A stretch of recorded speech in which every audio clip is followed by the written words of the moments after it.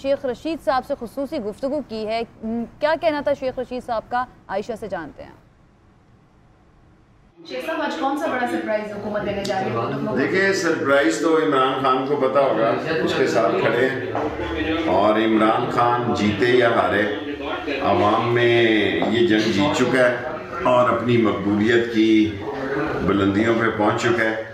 कोई हल नहीं है नए इलेक्शन के अलावा। ये उसकी मकबूलियत से खौफजदा होकर उसको गिरफ्तार करेंगे, ज़रूर करेंगे। ये बड़े पागल लोग हैं और ये भी हो सकता है कि तहरीक इंसाफ के 155 लोग इस्तीफ़ा दे दें। आज इस्तीफा देंगे? आज तो नहीं देंगे, क्योंकि अभी इमरान खान के पास 10-15 दिन है, वो कंटिन्यू करेगा एज ए प्राइम मिनिस्टर। 94 दिन कंटिन्यू। वो कह रहे हैं कि जब इस खबर पे किसी चैनल ने बात नहीं की। मैंने 94 को आर्टिकल को 4 दफ़ा पढ़ा। 94 आर्टिकल में ये नहीं लिखा कि कितने देर के बाद सदर ये कहेगा कि नया वजीर आजम हल्फ उठाने वाला जो है उसको चार्ज दिया जाए। शेख साहब, कुछ लीगल लोगों से अभी नीचे पार्लियामेंटेरियन से भी बात हुई, वो कहते हैं कि अगर खुद से कोई प्राइम मिनिस्टर इस्तीफा दे तो उन्हें कहा जा सकता है 94 के नीचे कि वो कंटिन्यू करें। वोट ऑफ नो 94 और 95 को इकट्ठा पढ़े। 94 और 95 को इकट्ठा पढ़े। 14 दिन तक प्राइम मिनिस्टर रह सकता है। प्राइम मिनिस्टर इमरान खान अभी 14 दिन तक इमरान खान प्राइम मिनिस्टर रह सकता है। आर्टिकल 94 और 94 को 5 को इकट्ठा पढ़े। सदर 15 दिन तक उसको जो नया आदमी हल्फ उठाएगा उसको अगर जैसे आप कह रहे हैं सूरत हाल बनती है और अपोजिशन सुप्रीम कोर्ट चली जाए तो फिर क्या होगा? सुप्रीम कोर्ट का फैसला लागू हुआ। सर, अभी आज गवर्नर पंजाब को सुबह हटा दिया गया। उठे तो पहला सरप्राइज था ये। बस आप खबर मिलती नहीं करते ना खबरें। ये जितने साफी बैठे हैं, ये परसों की खबर है कि वो इस्तीफा दे गया था। सिर्फ एक खबारी नुमाइंदे ने मुझसे पूछा, क्योंकि मैं अंदर था तो मैंने मुनासिब नहीं समझा। मैंने कहा भी खुद कोशिश कर। 4 दिन पहले वो इस्तीफा दे गया था। पर वो तो अभी सुबह कहीं बात करते कह रहे हैं कि उनको खुद पता नहीं था। आप कह रहे हैं वो इस्तीफा दे गए। जब उसको बुलाया गया और उसको कहा कि आप ख़त्म करो ये काम, तो वो खफा होके गया और इस्तीफा दे गया। आखिरी जिम्मेदारी उनके पास सीएम पंजाब बुज़दार साहब को इस्तीफा वसूल करने गए थे। पता नहीं बुज़दार का इस्तीफा उसने वसूल किया या करवाया गया, ये भी सवाल है। तो इसी वजह से तो नहीं अगला मामला बना कि वो वसूल नहीं कर रहे थे? सही। और कुछ राब्ते उनकी अपोजिशन के साथ हैं, उसके बाद ही वज़ीर आज़म खाइफ हुए। इसका नहीं मुझे तो शेख साहब, आप अपना सियासी मुस्तकबिल आप आगे मैं एंकर बनने जा रहा हूँ जी रोज़ों के बाद। तो आपने फैसला कर लिया सियासत को गुड बाय करने का? सियासत को गुड बाय करने का अभी नहीं किया, बस नाला ले रह गया। लेकिन मुझे क्योंकि बहुत बड़ी ऑफर है, मैंने सोचा नहीं था। अगर प्राइम मिनिस्टर अभी आप कह रहे हैं 14 दिन और कंटिन्यू करेंगे और इस्तीफों के ऑप्शन पे जा सकते हैं, आप फोर्सी कर रहे हैं ज़िमनी इंतखाब या फिर जनरल इलेक्शन की तरफ मामला जाएगा? देखिए, मैंने एस्टेब्लिशमेंट से कल अपील की है इन सबको टेबल पे बिठाओ और जनरल इलेक्शन की तरफ जाओ अगर मुल्क ने बचाना है। अगर गली मोहल्ले में लड़ाई शुरू हो जाएगी तो मुल्क ही बैठ जाए। मेरे गली मोहल्ले में तो इलेक्शन कैंपेन शुरू। आपने अपील गलत जगह नहीं कर दी, आपको प्राइम मिनिस्टर को अपील करनी चाहिए थी टेबल पे बैठने की। वही असल जगह जहाँ मैंने की है। नहीं, टेबल पे तो प्राइम मिनिस्टर साहब नहीं बैठते। जहाँ मुझे पता है अपील करनी है वहाँ मैंने की। तो उन्होंने सुन लिया आपकी अपील? हाँ, मेरी जवाब आया है? कोई जवाब नहीं।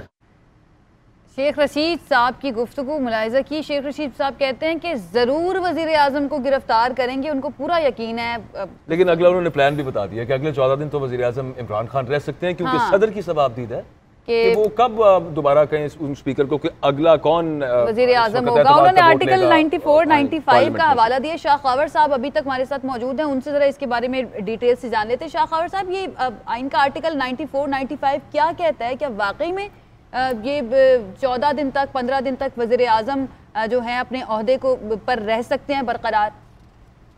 नहीं, मैंने तो नहीं देखा। मैंने आर्टिकल 94 भी बड़ा बगौर पढ़ा है और 95 भी पढ़ा है। इसमें कोई शक नहीं है कि 94 ये प्रोवाइड करता है कि सदर मुमलिकत जो है वज़ीर आज़म को आइंदा वज़ीर आज़म के हलफ लेने तक कंटिन्यू रखने का कह सकते हैं, लेकिन कहीं पे भी एक टाइम फ्रेम नहीं है कि उस सूरत में वो 15 दिन जो है वो वज़ीर आज़म रहेंगे और उससे पहले जो है लीडर ऑफ द हाउस का इंतखाब नहीं हो सकेगा। तो ऐसा भी कह रहे थे ना सर? सही। और अगर सर इस ऐसी सूरत में अगर सदर पाकिस्तान थोड़ा सा मार्जिन दे देते हैं 10-15 दिन का वोटिंग तरीके एतमाद कामयाब होने के बाद, तो क्या ऑपोजिशन इस मामले को लेकर अदालत जा सकती है?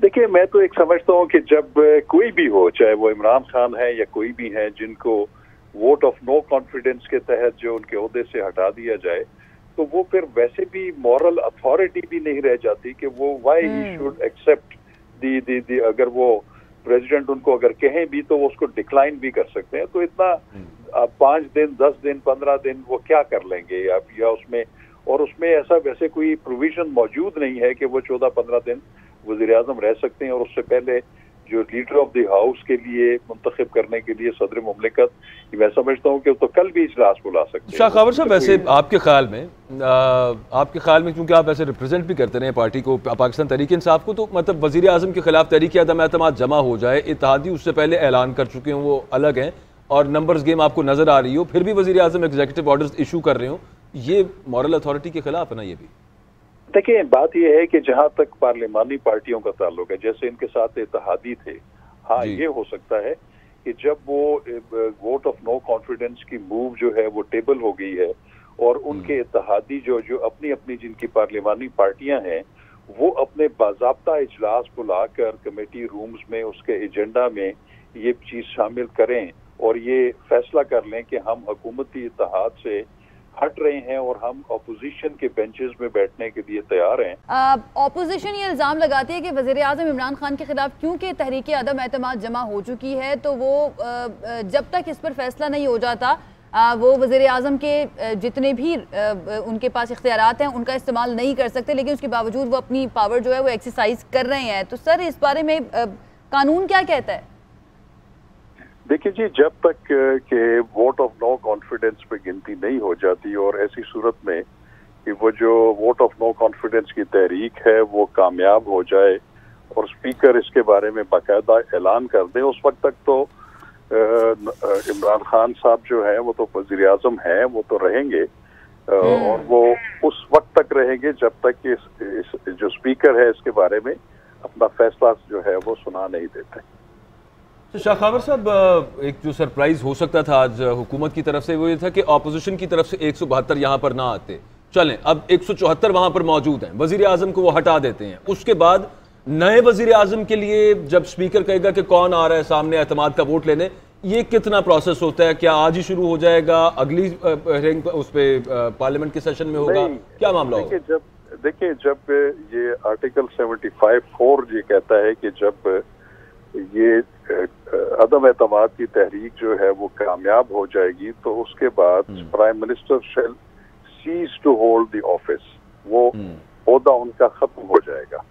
तो उसके बाद तो फिर जाहिर है कि जो स्पीकर नेशनल असेंबली है उन्होंने ही या सदर मुमलिकत जो है उसको फिर इजलास बुलाते हैं। शाह खबर साहब, एक छोटा सा सिर्फ यहाँ पे इंटरजेक्ट ये करूंगा कि एक कानूनी राय ये भी आ रही है कि आपकी बात दुरुस्त है कि यहाँ पे वोटिंग पूरी हो जाती है, 172 वोट दे देते हैं, वजीर आजम cease to be the Imran Khan will cease to be the prime minister, वो वजीर आजम नहीं रहेंगे, लेकिन साथ ही साथ ये जो चीफ एग्जीक्यूटिव का जो ओहदा ये खाली भी नहीं रह सकता जब तक अगला वाला वजीर आजम यहाँ पर इलेक्ट नहीं होगा, उस वक्त तक उबूरी चार्ज उनके पास ही रहेगा। ये वजीर आजम की टीम ने, उनकी कानूनी टीम ने उनको ये यानी फौरी तौर पर इलेक्शन उनके लिए वोटिंग होना जरूरी है कि नहीं है नेक्स्ट प्राइम मिनिस्टर के लिए? देखिए इसमें बात यह है कि जैसे मैंने कहा कि वो तो ओहदे से खत्म हो जाएंगे अगर तहरीक कामयाब हो जाती है, लेकिन आर्टिकल 94 जो है जो उससे सीक्वेंस में पहला आर्टिकल है, वो ये कहता है कि जो सदर मुमलिकत है वो वजीर आजम अगर वो ना भी रहे तो वो उनको उस वक्त तक ओहदा जारी रहने का कह सकते हैं जब तक कि नया लीडर ऑफ द हाउस और वजीर आजम मुंतखब हो के हलफ नहीं दे देता। तो ये उस सूरत में ऑटोमेटिकली नहीं होगा, ये फिर सदर की सवाबदीद है कि सदर उनको दोबारा आर्टिकल 94 का इख्तियार इस्तेमाल करते हुए उनको ओहदा जारी रखने का कह सकते हैं।